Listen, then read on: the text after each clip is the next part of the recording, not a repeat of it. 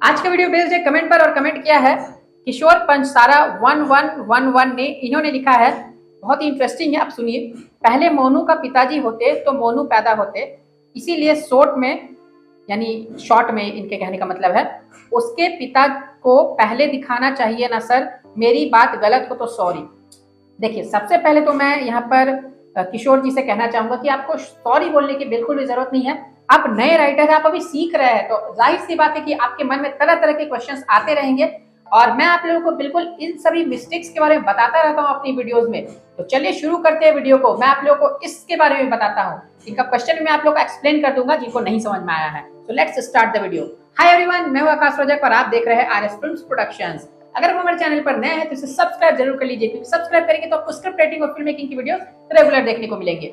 देखिए, सबसे पहले मैं आप लोगों को इनका क्वेश्चन एक्सप्लेन कर देता हूँ। सीधा साधा इनका कहने का मतलब ये ना कि मोनू अगर कोई कैरेक्टर है तो मोनू जो है उसके पिताजी ने उसे पैदा किया है, तो उसके पिताजी को पहले दिखाना चाहिए स्क्रिप्ट में या फिर फिल्म में। क्या ऐसा लिखना है? तो ये पूछ रहे हैं कि मेरी बात गलत है या सही है। तो देखिए, यहाँ पर मैं आप लोगों को बता दूं कि अगर आप ऐसा सोचते नहीं कि जैसे मान लीजिए कि कोई हीरो है तो हीरो का पिताजी है, अगर आप उसे दिखा रहे हैं तो आप स्टार्टिंग में स्टोरी में पहले उसके पिताजी को दिखाएंगे फिर आप हीरो को दिखाएंगे, तो ऐसा नहीं है। आप किसी को भी पहले दिखा सकते हैं। देखिए, आप फिल्म की बात करें, चाहे दिखाने की बात करें या फिर स्क्रिप्ट की बात करें, आप किसी को भी वहां पर लिख सकते हैं फिर दिखा सकते हैं, क्योंकि ये उस चीज पर डिपेंड नहीं करती है कि कौन पहले आया है, किसका जन्म पहले हुआ है, किसका जन्म बाद में हुआ है। स्क्रिप्ट में वो आपके ऊपर होता है, राइटर के ऊपर होता है कि वो किसे पहले दिखाना चाहता है। मान लीजिए कि मोनू जो कैरेक्टर है, वो राइटर जो है वो लिखना चाहता है मोनू के कैरेक्टर के बारे में पहले ही, और उसके पिताजी को भी दिखाना चाह रहा है, तो क्या करेगा? उसके पिताजी के जो सीन्स है, जो उसके पिताजी के जवानी के जो सीन्स है, तो अगर मान लीजिए कि आप एक ऑर्डर में दिखा रहे हैं तो उसके पिताजी के जवानी के अगर सीन्स है तो वो पहले लिखे जाएंगे और मोनू के जो सीन्स है वो बाद में लिखे जाएंगे। लेकिन राइटर चाहे तो इसे भी कंट्रोल कर सकता है। कैसे कर सकता है? वो मोनू के सीन्स को पहले लिख देंगे। अब कभी ऐसा सिचुएशन आएगा कि वो अपने पिताजी से बात कर रहा है, वो बैठा हुआ है और बात कर रहा है, कुछ मुद्दे पर बात हो गई, उसके बाद उसके पिताजी ने उसे बताया कि मैं जवानी में ऐसा किया करता था। अब वो स्टोरी जो है ना वो फ्लैशबैक में चली गई। फ्लैशबैक में चली गई तो क्या हुआ कि उनके जो पिताजी है, मोनू जो है उसके पिताजी है, तो उसके पिताजी के जवानी के जो पूरी इंसिडेंट्स है वो वहां पर दिखाई गई। उसके बाद जब वो इंसिडेंट्स खत्म हो गई तब फ्लैशबैक खत्म हो गई, फ्लैशबैक ओवर हो गई। अब स्टोरी जो है फिर प्रेजेंट में आ गई, जो अभी समय चल रहा है उसमें आ गई, जहां पर मोनू है। अब मोनू समझ गया कि हाँ, मेरे पिताजी भी जो है वो जवानी में ऐसा करते थे, तो ये हो गई। यहाँ पर यह है कि देखिए, ऑर्डर भी नहीं टूटा और फ्लैशबैक में जाकर के जो कहानी है वो वापस भी आ गई। तो ऐसा जरूरी नहीं है कि आप अगर कोई एज में बड़ा है तो उसे आप पहले दिखाएंगे, जो छोटा है उसे बाद में दिखाएंगे, ऐसा बिल्कुल नहीं है। अगर आप इस तरीके से लिखेंगे ना तो फिर बहुत ज्यादा प्रॉब्लम हो जाएगी।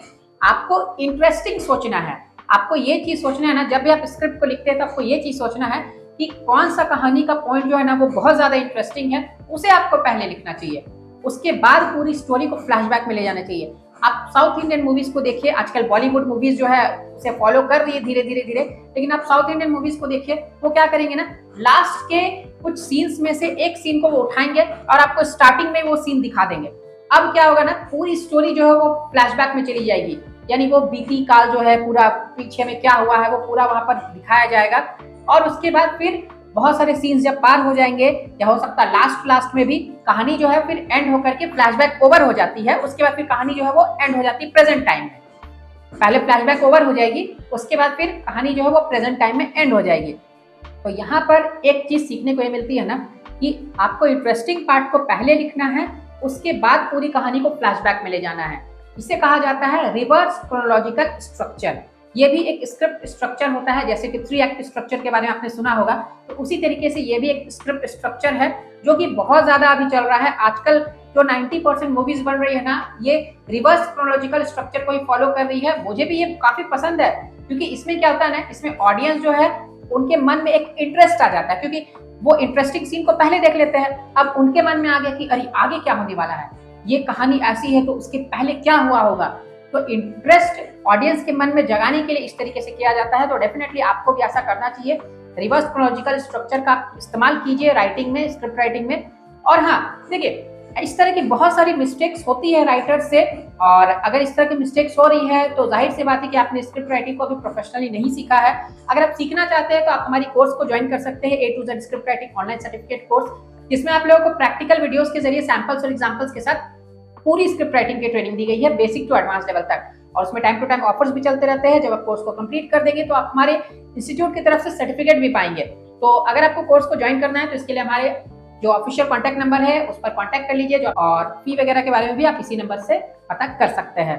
तो ये जो मैंने आप लोगों को एक बहुत इंपॉर्टेंट बात बताई, ये आप अच्छे से समझ लीजिए कि ये एज पे डिपेंडेंट नहीं होता है स्क्रिप्ट, कि आप जो भी कैरेक्टर को लिख रहे हैं वो एज डिपेंडेंट है। पहले अगर पिता है तो पिता को दिखाना जरूरी है, फिर बेटा जो है उसे दिखाया जाएगा। ऐसा नहीं, आप पहले बेटा को भी दिखा सकते हैं, उसके बाद उसके पिता की जो भी घटनाएं है वो आप फ्लैशबैक में ले जा सकते हैं, ऐसा भी आप कर सकते हैं। तो आई होप मोनू जी नहीं, किशोर जी, आपको ये बातें जो है वो समझ में आ गई। हाँ हाँ, किशोरी हैं, तो किशोर जी आपको ये बातें समझ में आ गई होंगी। और इस तरह के जो भी डाउट्स वगैरह होते हैं आप सभी के मन में पूछिए कमेंट बॉक्स में, मैं वीडियोस बनाता रहूंगा। और आने वाली वीडियोस को देखने के लिए चैनल को सब्सक्राइब जरूर कर लीजिए। तो वीडियो को करते जाइए लाइक, फिर मिलेंगे एक नए वीडियो में। Love you and bye bye.